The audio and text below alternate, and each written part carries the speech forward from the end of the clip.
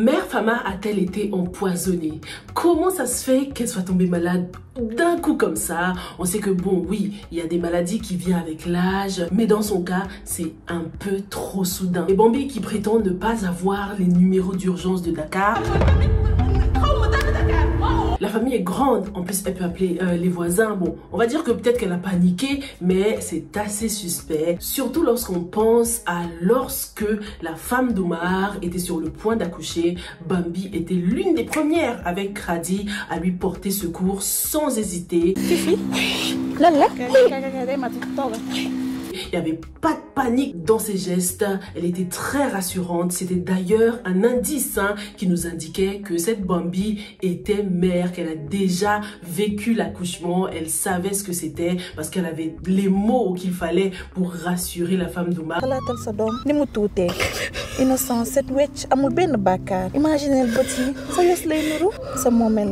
C'était l'un des rares moments durant lesquels Bambi était vrai. Dans cette vidéo, on parlera aussi de la visite médicale de Fa et Khalil. Le problème viendrait-il de Khalil en fin de compte? En tout cas, ça réglerait le souci de la paternité de petit papa. S'il s'avère que Khalil est stérile, eh bien ce sera clair pour tout le monde. Il n'est pas le père de petit papa de toute façon. Ça y est, on a déjà l'identité du papa. Il s'agit du mec du village là qui est revenu pour chercher son fils. On parle de tout ça dans cette vidéo, de Jojo, de la déclaration de Ousseynou et puis de Ibnou Thiam qui compte vendre ses parts. Bonjour à tous et bienvenue sur Yeri TV, je m'appelle Sylvia et sur cette chaîne je fais des revues et des analyses de films et séries afro. Donc si c'est quelque chose qui t'intéresse, abonne-toi et active la cloche pour ne pas rater la prochaine analyse. Jojo s'est jeté dans la gueule du loup. Lorsque j'ai réalisé que c'est Bambi qu'elle appelait, je me suis dit oh my god, mais non Jojo. Elle ne se doute pas une seconde que Bambi soit derrière le coup malgré les avertissements de Sadir quelques jours auparavant. Jojo se met toujours dans les problèmes toute seule et finit par s'apitoyer sur son sort. Malgré son infidélité, ses secrets, son mensonge, elle souhaite plutôt que Sadir la comprenne. Au lieu de take accountability, au lieu d'assumer, soi-disant, ouais, je t'ai trompé qu'une fois, mais tu voulais le tromper combien de fois avant que ce soit grave? Non mais Jojo, c'est l'hôpital qui se fout de la charité. Sadir tombe des nues. Oh là là là là, il est tellement mal en ce moment, c'est coup de marteau sur coup de marteau. Franchement, j'ai de la peine pour lui un peu, mais bon, quand je me souviens des coups de ceinture là qu'il donnait à Awacher, je reprends mes esprits, les gars. Voilà ton karma, Sadir, pour tout ce que t'as fait subir à Awacher. Bon, Awacher aussi, elle était un peu sournoise, mais bon, tranquille. Réglons d'abord le cas, Sadir. Ce n'est que le début pour lui. Si Awacher décide d'épouser Abou Kébé, it's over for you.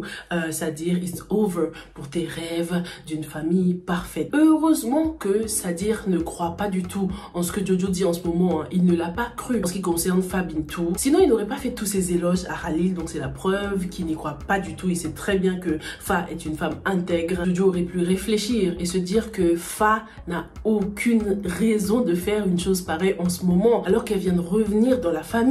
Touchante conversation entre Khalil et son frère, avec Khalil qui nous aide à repenser aux qualités de Sadir. Il nous rappelle à quel point c'est un homme de famille, c'est tout ce qu'il a toujours souhaité depuis son enfance, quitte à mettre ses rêves de côté. Et voilà qu'aujourd'hui, sa vie ne ressemble en rien à ce qu'il aurait souhaité. Il n'est pas respecté comme il le souhaite par sa famille, il n'a plus de femme, parce que oui, à cette heure-ci, Sadir est un père célibataire. Le connaissant, mais jamais de la vie il va pardonner Jojo. En plus, pieux comme il est, il n'a pas dû en croire ses oreilles lorsque Jojo lui parlait de Dieu, lorsqu'il a découvert son point de vue sur Dieu, quoi. Merci d'ailleurs à tous ceux qui m'ont rappelé que, effectivement, Sadir ne peut pas du tout divorcer Jojo en ce moment parce qu'un enfant conçu lorsque vous étiez mariés est tout de même considéré comme ton enfant, t'en es responsable, donc il doit attendre l'accouchement avant tout divorce. C'est-à-dire qu'il a toujours voulu prendre exemple sur son père et fonder une belle et grande famille, se retrouve avec une famille divisée, moche. On constate que même Bousso commence à en souffrir. On espère que cette crise va aider Sadir à se rapprocher de sa fille, même si Fa fait de son mieux pour bien éduquer Bousso, lui transmettre de bonnes valeurs. on voit que Boussa a également besoin d'être suivie dans l'éducation scolaire. Elle a besoin de son père et ça nous renvoie au titre de cet épisode, hein. Je suis ton père. Les papas occupaient une place centrale dans cet épisode. Le rôle des pères occupait une place centrale. Espérons que Sadir va penser à l'histoire que Jojo lui a racontée sur son agression, sur les rapports qu'elle a eu avec son père et qu'il va réaliser que les rapports entre père et fille peuvent faire et défaire l'avenir de quelqu'un. Ils sont cruciaux. Les rapports qu'un père a avec ses enfants sont très déterminants pour l'avenir des enfants. Bousso est dans une phase critique en ce moment-là. Soit les parents gèrent bien la situation, soit Bousso va tomber dans la déchéance scolaire et mal finir parce qu'elle ne va pas bien du tout. Lorsqu'on compare le cas de Jojo et Bousso, il peut y avoir des similarités. Bousso se sent abandonné en ce moment, comme la famille de Jojo l'a abandonné. Jojo, elle, a certes subi des violences physiques,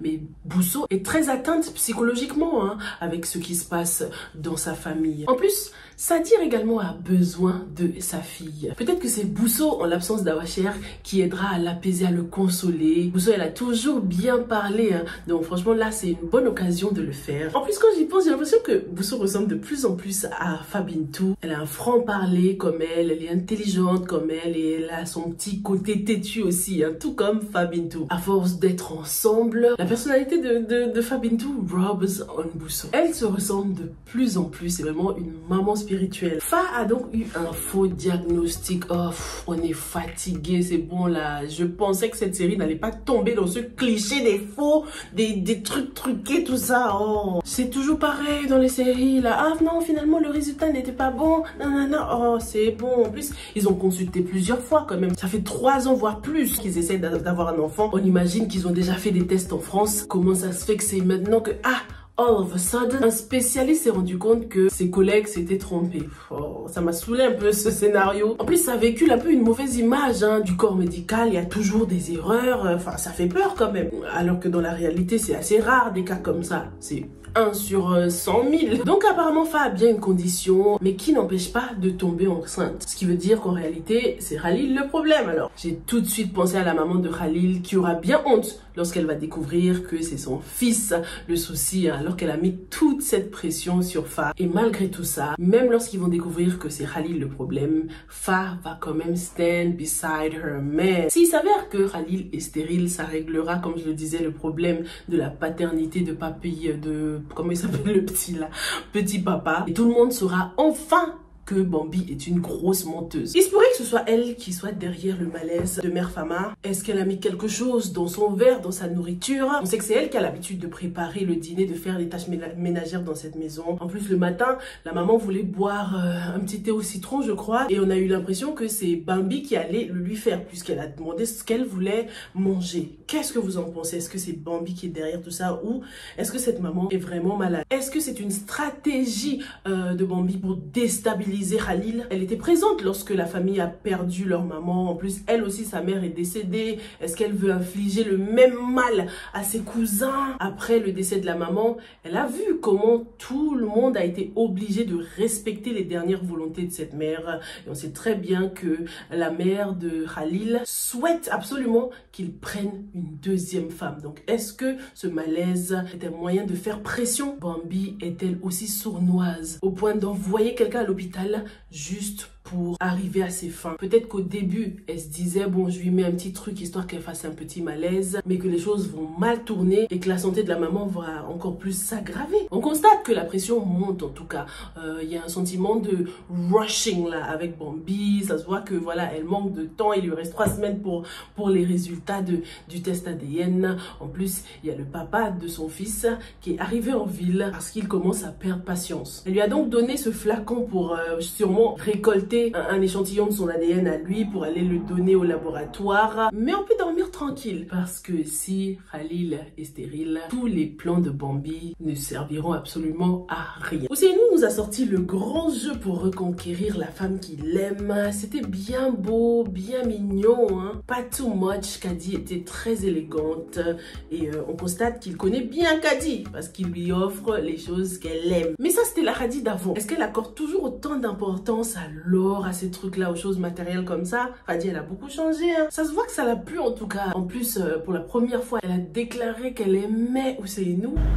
Je t'aime. Et c'est sûr que pour beaucoup, Ousseynou est le gendre idéal. Depuis que Nabou connaît le background d'Ousseynou, elle est ravie que sa fille s'intéresse à lui. C'est pour ça que je me demande si Hadi est en train d'accepter ses avances pour elle-même ou pour sa famille. C'est sûr que là, après cette déclaration, la Tidiane ne fait pas le poids là face à Ousseynou, mais les choses pourraient bel et bien changer pour lui. Surtout si Ibnou Thiam décide de lui vendre ses parts de l'entreprise familiale. J'ai pensé à lui, j'ai pensé à Marem aussi, hein, la sœur d'Ibnou Thiam, ou Afa. En tout cas, quelqu'un qui aura la capacité d'acheter ses parts hein, pour qu'il puisse investir dans ses terres comme il a l'intention de le faire. Dans cette famille, il n'y a que les hommes qui ont des parts dans cette entreprise. Marem, je ne sais pas vraiment si elle a des parts, même si c'est une entreprise familiale. Est-ce que le papa a préféré donner des parts aux hommes de la famille parce que c'est eux voilà qui vont fonder leur famille, je sais pas. En tout cas, j'aimerais beaucoup que Ibnou décide de les vendre à Tidiane ou que Tidiane les achète pour sa mère au pire. Ce serait beau et ça lui donnerait beaucoup d'importance dans cette famille. Tidiane, je pense qu'il gère bien son argent. Je pense qu'il a peut-être un peu d'économie de côté. Donc ce serait un bon investissement hein, d'acheter les parts de Ibnou. Qu'est-ce que vous en pensez? En plus, je trouve que ça lui permettra d'être voilà un peu plus respecté dans cette famille, même s'il a rien à prouver. Hein. Je trouve qu'il pourrait tellement bien gérer que ces hommes vont même prendre exemple sur lui, quoi. Qu'est-ce que vous en pensez? Par rapport aux deux garçons, Ousseynou ou Tidiane, beaucoup préfèrent que ce soit Ousseynou qui finisse avec Hadi. Je vais vous lire le commentaire de Zakia qui nous dit: pitié, je préfère que Hadi reste avec Ousseynou. Je trouve cela trop bizarre, la relation Tidiane-Hadi. Ils ont vécu ensemble, ils sont comme frères et sœurs. Dans la vraie vie, des cousins proches comme ça ne tombent pas amoureux. Et que dire de Bambi qui perd sa virginité avec son cousin direct? Je ne sais pas, mais moi, toutes ces relations consanguines me dérangent. Il y en a trop, et même chez les jeunes. Moi aussi, ça me dérange. J'ai trop pas l'habitude, c'est pas du tout dans ma culture. Je veux pas du tout que Tidiane finisse avec Hadi, même si franchement ils sont beaux ensemble, ils iraient bien ensemble, mais non, s'ils n'étaient pas cousins, d'accord, mais non. Donc dites-moi ce que vous en pensez, Tidiane ou Ousseynou pour finir avec Hadi. Le truc c'est que Hadi elle est pas sincère aussi, elle a lâché son je t'aime là, mais bon c'était timide, c'était un peu sec. Est-ce que c'est parce qu'il t'a offert des cadeaux que tu l'aimes? Bon c'est un beau geste, c'est très attentionné de sa part, en plus il a impliqué la famille, il a impliqué Omar. Voilà, quand on aime c'est ce qu'on fait, quand on aime une personne et qu'elle compte vraiment pour nous, mais on sent bien malheureusement que les deux ne finiront pas ensemble. N'hésitez pas à me dire ce que vous en pensez dans les commentaires et surtout dites-moi si vous pensez que Bambi est derrière le malaise de la mère Fama. Stay safe and stay blessed. Bye!